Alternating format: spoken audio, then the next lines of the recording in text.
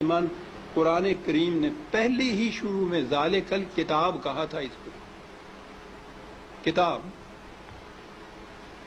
دنیا کی کوئی کتاب ایسی ہے کہ جس کی زبان آپ نہ جانتے ہوں اور کتاب پڑھتے چلے جاتے ہیں؟ کوئی کتاب آپ بتا دیجیے. زبان نہ جاننا تو ایک طرف، فرض کرو زبان جانتے بھی ہوں اور وہ کتاب کی زبان ذرا مشکل ہو تو آپ ایک آدھ صفحہ پڑھ کے کہہ دیتے ہیں کہ نہیں صاحب میری سمجھ میں نہیں آتی. آپ کتاب پڑھتے ہیں تاکہ سمجھ لیں اس کو. خدا نے بار بار کہا ہے کہ ہم نے اس کو لسان عربی مبین میں واضح طور پر اس کو بیان کیا، لعلکم تعقلون، تاکہ تم سمجھ سکو.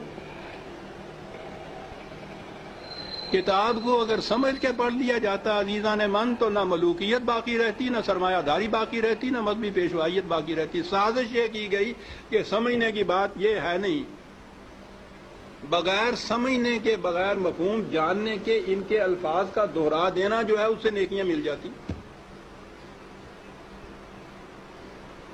ایسا چکر دیا کہ کتاب کا سمجھنا جو تھا، سمجھنا کتاب کا بے معنی ہو گیا. بغیر سمجھے ہوئے اس کے الفاظ کا دہرا دینا عین مقصود یہ رہ گیا.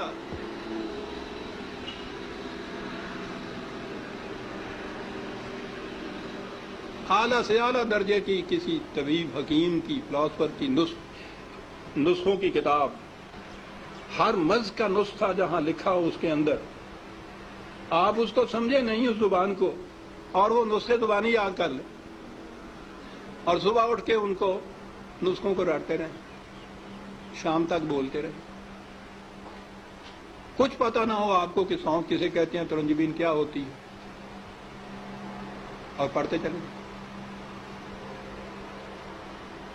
کیا مرض کی شفا مل جائے گی اس طرح سے؟ اس کتاب کا مقصد پورا ہو جائے گا؟ میں نے کہا ہے ابھی کہ ہے کوئی دنیا میں اور کتاب جس کے ساتھ یہ کچھ آپ کرتے ہوں؟ عزیزان من، اس کتاب عظیم نے کیا لیا ہے کہ ہم اس کے ساتھ یہ کرتے ہیں جو کسی کتاب کے ساتھ نہیں کرتے. یہ سب اس لیے کہ یہ سمجھ میں نہ آ جائے، کہیں ہو نہ جائے آشکارا شرع پیغمبر. کہیں یہ آج ہی کی سازش نہیں ہے، شروع سے چلی آ رہی ہے. یہ لگا دو اس لائن کے اوپر کہ دہراتے جاؤ اس کو ساتھ، بغیر سمجھے. نہ وہ آگے جو امام کھڑا ہوتا ہے حافظ، اس کو پتا ہوتا ہے میں کیا لفظ دہرا رہا ہوں، نہ یہ سننے والوں کو پتا ہوتا ہے کہ یہ الفاظ کیا معنی رکھتے ہیں. دونوں ہی مطمئن ہوتے ہیں کہ ثواب حاصل ہوتا ہے اس سے. اس کتاب کے ساتھ کیا کی تو ہم میں اور ان میں کیا فرق ہے جن کے پاس وہ کتاب نہیں ہے؟ فرق یہ ہے کہ ہم دوہرے مجرم ہیں. ہے بھی کتاب، اور کتاب کو اتنا، اس کو پڑھنا تو کہیں گے نہیں، پڑھنا تو پھر بھی وہ ناظرہ پڑھا جاتا ہے جو دہراتے ہیں. ناظرہ پڑھنا بھی تو یہی ہوتا ہے، الفاظ ہی ہوتے ہیں جن کو دہراتے ہیں ہم. یہ کتاب ہدایت تھی، یہ وہ نقشے اس میں دیے ہوئے تھے کہ فلاں دوراہے پہ پہنچو تو دائیں کی طرف مڑ جاؤ تو اس طرف جاؤ گے، بائیں کی طرف کا راستہ اس طرف چلا جائے گا. نہیں سمجھتے اس کو. ہر مرض کی شفا تھی اس میں، دہرائے چلے جا رہے ہیں. یہ ایک پورا ریلا حفاظ جسے کہتے ہیں، صرف حفظ کیا ہوا کچھ معنی نہیں جانتے. اسی میں وہ پھر قاری آ جاتے ہیں، حفظ بھی کیا ہے، پڑھتے بھی ہیں، پھر قرأت کے ساتھ گا گا کے پڑھا جاتا ہے.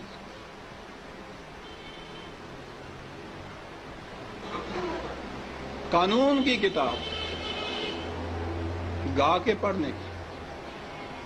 قرآن میں یہ لکھا ہوا ہے کہ چوری کرنے والا عورت ہو، چوری کرنے والی ہو، جرم کے عوض میں اس کے ساتھ یہ سزا اس کو دو. اب اس کو آپ گاتے چلے جائیے قانون کو.